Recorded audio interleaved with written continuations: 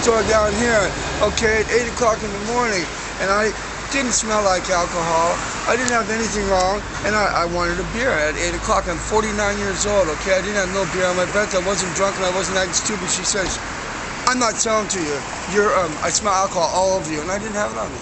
And she said, well, we have the right to do that. Well, she didn't have the right to do that. She didn't have a breathalyzer. She did not. It's not up to her to judge me and tell me, you know, she's selling alcohol. It's my money, and it really made me feel bad. You know, made me feel like I was a stinky bum. And she judged me, and she discriminated against me. And I asked the manager, and she said, the manager said, well, you know, I got to go with her call. But she didn't have no right. She's selling alcohol. She should have sold it to me. I'm 49 years old. I wasn't drunk. And it's the same thing that's like happening around here. I tried to cross the street.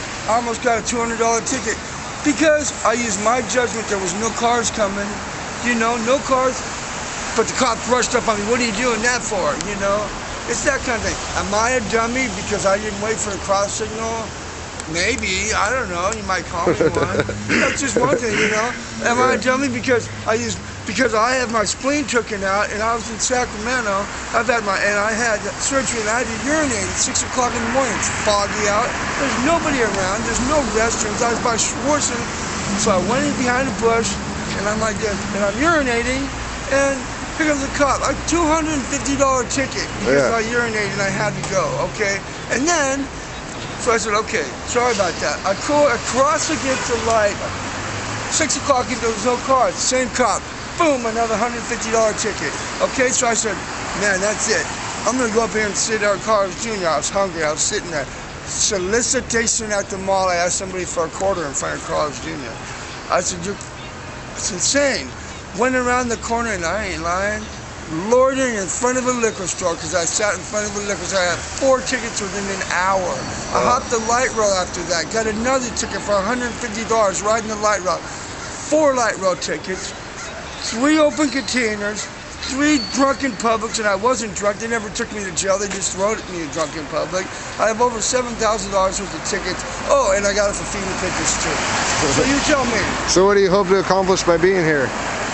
Not to go back to Sacramento because I'll go do 50 days in the jail for feeding the pigeons and peeing up against a tree. And they're going to give me $8,000 worth of tickets. So, you know, so I'm kind of against cops and their stupid rules. Next thing we're going to have is you can't walk down the sidewalk in the wrong direction, you know, and things like that. Hey, man. You know what I'm saying? What I'm talking about being here is I'm on the street for the next 20 days, you know. At least I got a place to sleep, and I'm sleeping. And I have a place to go, and people are feeding me, people who care.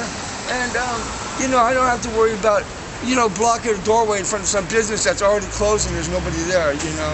Yeah, totally, so, dude. You know what I'm saying? But, you know, might be a bunch of dummies. You know, I'm not, but I'll tell you what, I'm a pretty smart dude. I have a GED. You know, I've worked on the oil fields. I'm a journeyman lactic plaster. Yo, you know what, you stuck-up old bitch? Why don't you go put a tampon in? Fuck. I gotta go. Nice reaffirmation.